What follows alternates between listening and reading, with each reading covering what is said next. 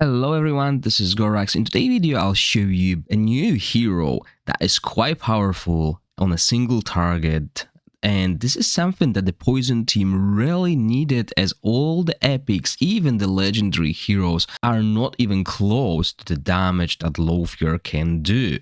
So let's have a look at the Lothier team that I built here for the Vortex. And as we know, Lothier is quite good on the Temporal Vortex as long as you can keep refreshing the poison stacks.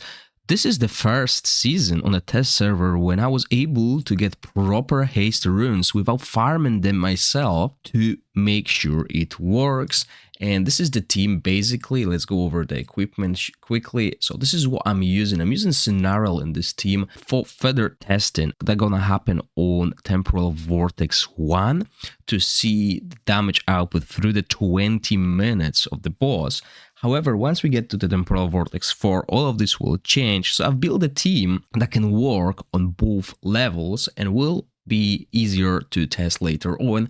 And this is the Lothier team here. As you can see, we have Twitch with Witches Remain, and we have Corin built with Haste, we have Lothier with the Artifact, and we have Scenario with Cyril Set and Horn as well to give our team as much damage as possible. And then we have the new hero Calavera to help us survive, because we need a tank here, Vortex 4, and shield as well. So this team is capable of doing 336 million on Vortex 1, which is just behind the Rook team and above everyone else. So here we are at the end of the battle, 20 minutes, 351 million damage. So if you remember my Rook test, that was at around 400 million, but I will also change the supports to reflect that later when I will be testing all these teams against Temporal Vortex 4.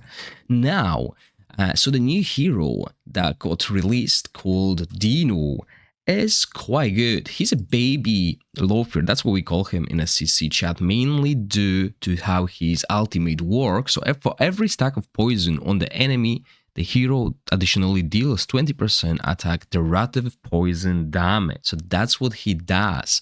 And this is basically what Lothier has on his passive, something very similar. Right? So we were expecting a good damage coming out of him, and it is. It is a really good damage. As you can see from this team, this is basically the same team using him instead of Lothier, and I also built him with different equipment, with sets, with different artifacts to show you how good he actually is.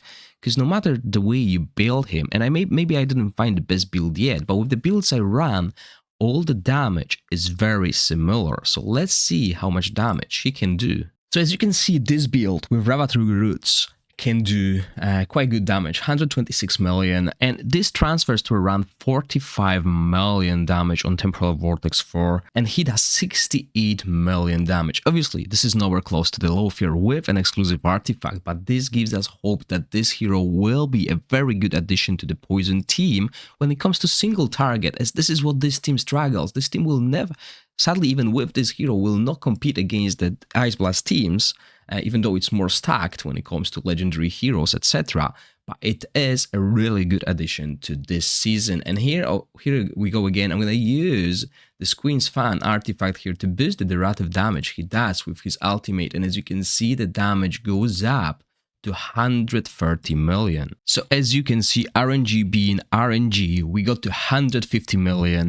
And he's doing 95 million damage. So the fan is a really good artifact on him, and it shows again that the derivative damage coming from the ultimate is actually quite high. Now I also tried different builds, and this is the build here where I tried to use the new artifact that is quite powerful. Okay, so this artifact grants you increased damage by 10% if you release non-AoE ultimate, and then it goes up to 20%.